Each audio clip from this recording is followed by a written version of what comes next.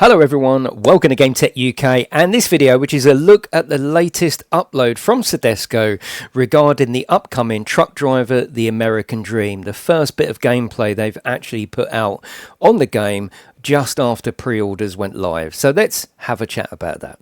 As I said, since pre-orders went live just a few days ago, people were asking, particularly in Discord, okay, you put the pre-orders up, where is the gameplay? Where can we see it running in action? So this video was put together by Sodexo, and it's pretty much the Gamescom demo. This is what you could play and what I did play at Gamescom.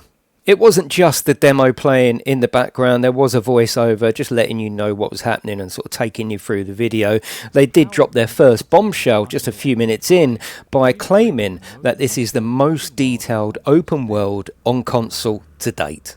I did have to pull Robert up on this in Discord, so I repeated the sentence and put "come on" at the end of it, and his reply was, well, it was the PR thing to say, which to me is a bit of a strange response. There was no need to claim that it's the best open world on console. It's clearly not true, builds false expectations, and it just was really unnecessary to put in the video.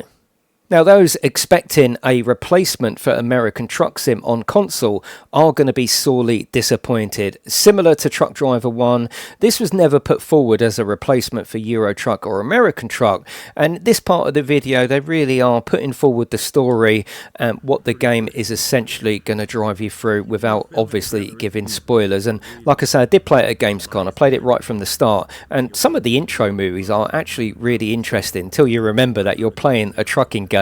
And here you can see that there is a lot of chat going on in the background with characters you haven't met yet, you don't visually see. It's just a lot of chat and noise in the background, and some people will like that, some people won't. Those that are not liking it are probably just wanting to drive. Well, this strictly isn't that type of game. It is an indie game, a story driven game, and that's the part they show in the video here. Then we get to the meat and bones of what the game is about. You are going to be driving, even if it is a story-driven game, you're still going to be driving most of the time. And it starts to show the chinks in the armor. The sound for the truck is terrible.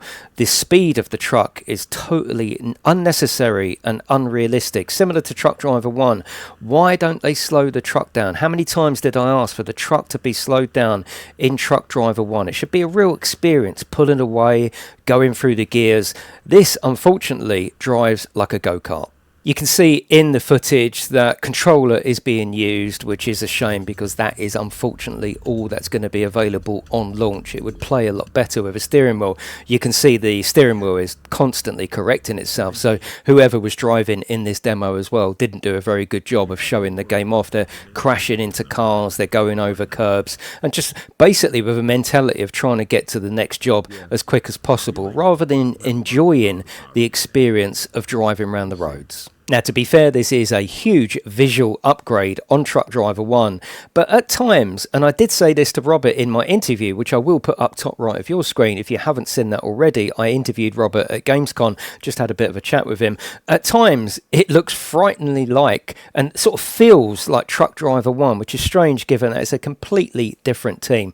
Some of the graphics are okay, some of them are terrible. I find the interiors of the truck to be really under par and underwhelming. That's where you're going to spend a lot of your time, probably first person view. Yes, you can do third person, but most truck drivers will pick the first person view, and it's just not a very good view.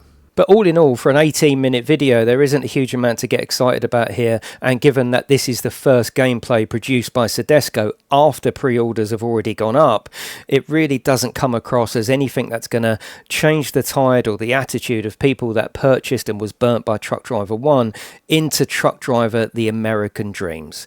And then we come on to the price.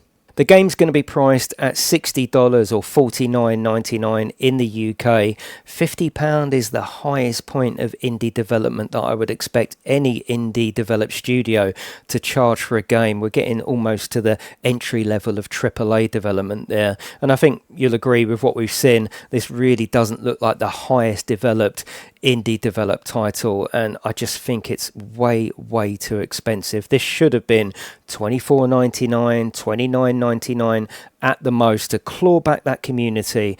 Robert does say that there's updates and there's DLC coming, fair enough. But £24.99, £29.99, not £50.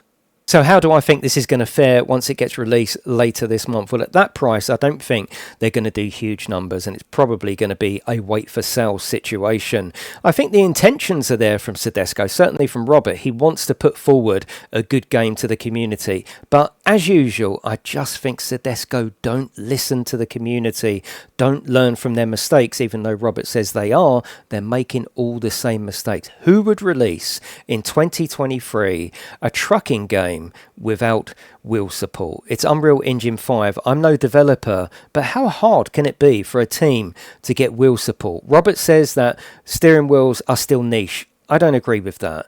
Almost everyone that enjoys racing, trucking, has got a steering wheel. These titles are available on console and PC, and steering wheels have come down in price. That's how you want to play a game like this, not flicking with constant corrections on your controller. That being said, I think the person who will enjoy this game will be a fan of indie games, will be a fan of intriguing stories. I think the story will probably be okay for this game if you want to follow it all the way through.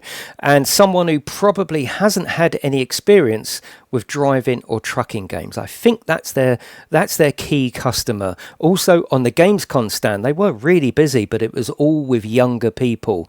Again, fitting that criteria. So I think people wanting another trucking game on console should steer clear of this. Indie game fans that want a bit of a story and a bit of a drive-in, you'll probably find something in this, but I'd certainly wait for a sell. I don't think, looking at it, you're going to be pleased with a £50 purchase. It is a shame that it isn't going to be the next trucking game that we want on console. I think that might be Alaskan Truck Sim. Again, top right, I will put an interview with that developer and publisher up as well. I think that is the nearest we're going to get to a proper trucking game on console, outside, of course, the beautiful SnowRunner. But that is it, everyone. I'm sorry to make this video again about Truck Driver. Will I try the game? Probably not. I can already see that it's not for me. Maybe I'll give it a go one rainy Wednesday afternoon here on the channel. But as a trucking game, it's already ticked its way out, unfortunately. That is it, everyone. Have a lovely day, and I will see you in the next one.